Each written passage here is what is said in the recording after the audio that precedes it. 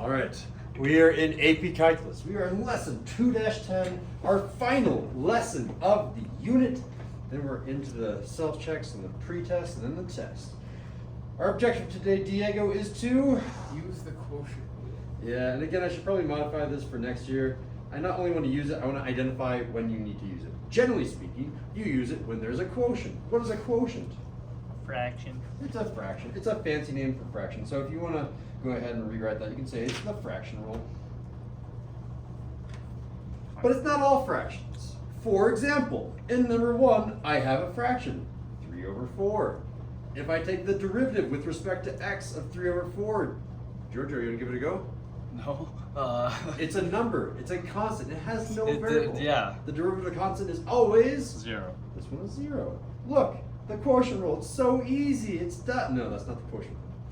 I just want you to be aware that there are fractions that do not qualify for the quotient. Because there's no variable. For example, number 2 does not qualify as a quotient rule. There's only one x. And there it is. In order to apply quotient rule, you need an x both in the numerator and denominator. This is not quotient rule. This is not quotient rule. Uh-oh, x and x. This is our first quotient rule. But just to make sure you know how to do these things without quotient rule, Alden, how do you do number 2? The derivative with respect to x of this negative 5x/4. Negative 5/4. Done.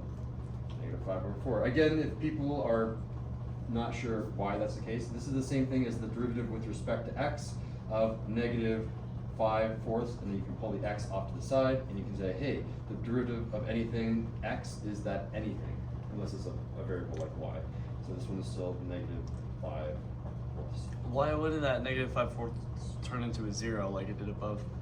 Because it's a linear function, because this is a powerhouse. So this is a 1, the 1 comes down in front, 1 times negative 5/4 is negative 5/4, and then the 1 goes down to a power of 0. So x to the power of 0 is 1, which is the equivalent of multiplying by 9. Multiplying by 1 is as if it wasn't there to begin with. Okay, I understand why the x is 1, but why is 3/4 not 1? The best explanation that I can give you is the graph. When I'm looking at the graph, and I look at the graph of 3/4, which is right there, the derivative is the instantaneous rate of change, or the slope at every single point. What's the slope there? What's the slope there? What's the slope there? The slope is 0 at all constant functions. Okay. Yeah, because otherwise you don't really, it's weird to say, oh, this is really 3/4 x to the power of 0, and then x is going to go down to x to the negative 1. You can't just make up an x if there wasn't a variable to begin with. So it's not really a powerhouse function. It's just you have to go back to the original definition of what are you looking for? You're looking for slope, and there isn't any slope when you have a constant function. Okay. But like, an x just is 1. Like when it's X is- 0 power. Exactly, yeah. So when you have an x, then you can start applying power rules. But couldn't the x be 3/4? X could be 3/4, it could be 5, it could be 9. X is everything, and maybe not, depending on what you're asking for. All right, and number 3, again, it's not quotient rule because there's only one x. The 3 is in the top. But here's the trick. This will invoke quotient rule if you're not careful. So how do we rewrite this thing so you don't accidentally use quotient rule? Can you write this without a quotient? 3/2 e to the power of a negative x. Yeah, so you have this 3/2, we'll leave it out front, and then it's going to be e to the power of negative x. So Diego has that trick where he brings that e to the power of x to the numerator and makes it negative. And again, I can make that 3 and e to negative x on top, or I can just bring e to negative x out to the side. They're equivalent to one another. They're the same thing. And then I haven't taken the derivative yet, so I have terrible notation here. What this is saying is I've taken the derivative because I forgot to rewrite the derivative over here. So what I need to do is I need to move you off to the, I need to actually grab you, move you off to the side and say, okay, we haven't taken the derivative, so still haven't taken the derivative. And now we're going to take the derivative. Okay, now we're going to apply the derivative with respect to x, and I can say the derivative of e halves Diego is 3/2 e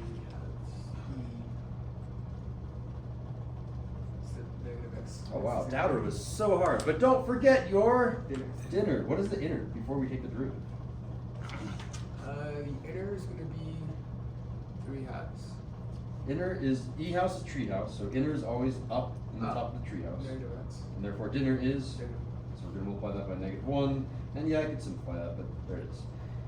So we haven't used quotient rule yet. You can unquotient something wherever the variable is, unquotient it so you don't accidentally invoke quotient rule. But quotient rule will work on number 3. It's just a lot of extra work.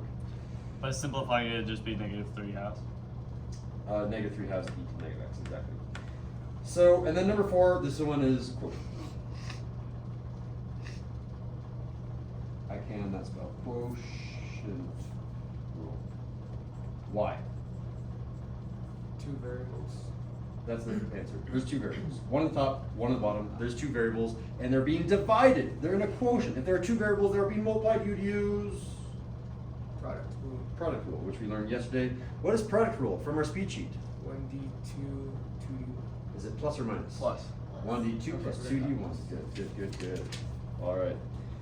All right, so to summarize this, you're using the quotient rule when you have a fraction with a house Oh, what? I try to predict. on top and a house on the bottom. And the house needs to have a variable to be called a house. So if you said variable in there, Yes. you're also correct.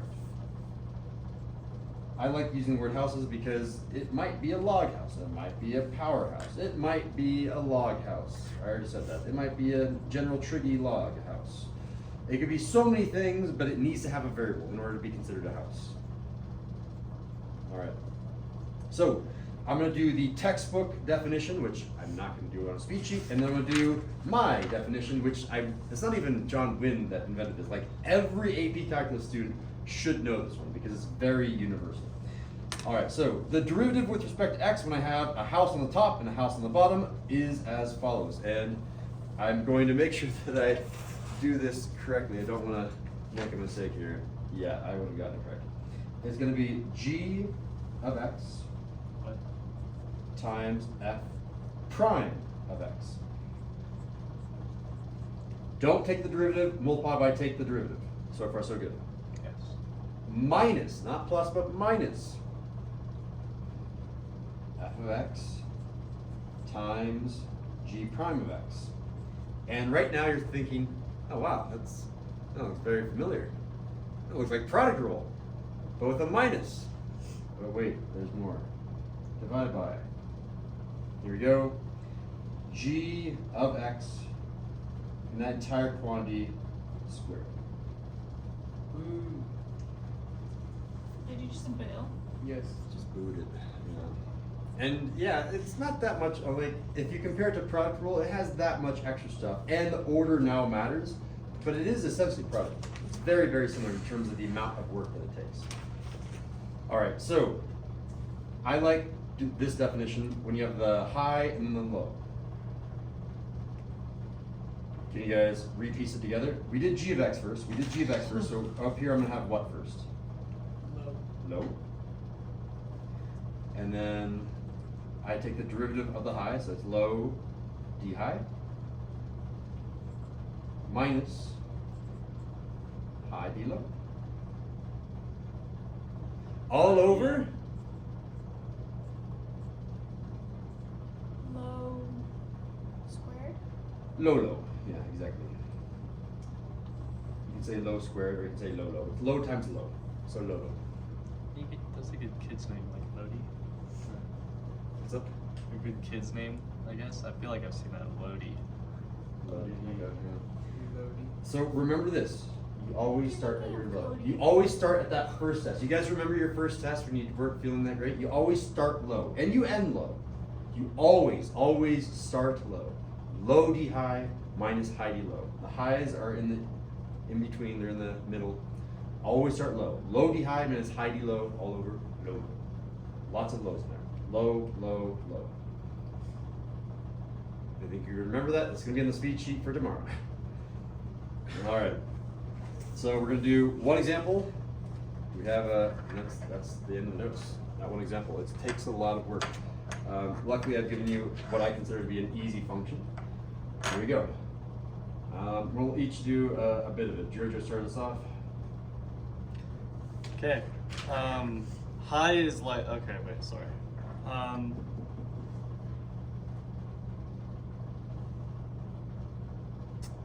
3x plus 1 e minus times e minus x Negative x. minus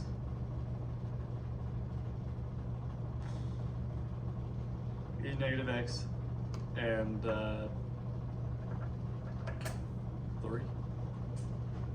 All right. So now Alden, find George's mistake. Oh. He's still going. He's still going. He hasn't done the bottom yet. But before we even get to the bottom, he's made a mistake. Someone find it. Should the 3x plus 1 to be to the negative first power?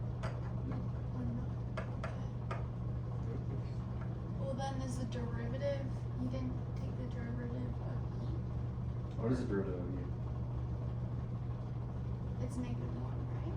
Ah, the dinner is negative 1. Yes. So that's what we forgot. So Giorgio, when you're doing the derivative of the top, the derivative of e to the negative x, doubter is e to the negative x. But you forgot your Dinner. dinner. The dinner, the derivative of this inner is negative 1. Yeah, so I'm going to go ahead and move you guys to right here. I'm going to say this is going to be multiplied by negative 1. I don't want to do the dot. I'm going to say times negative 1. All right, top is done. Alden, finish the bottom.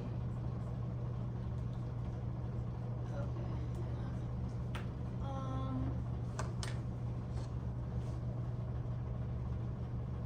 3x plus 1 squared. Quantity squared. There it is. And now Diego's going to simplify it for us.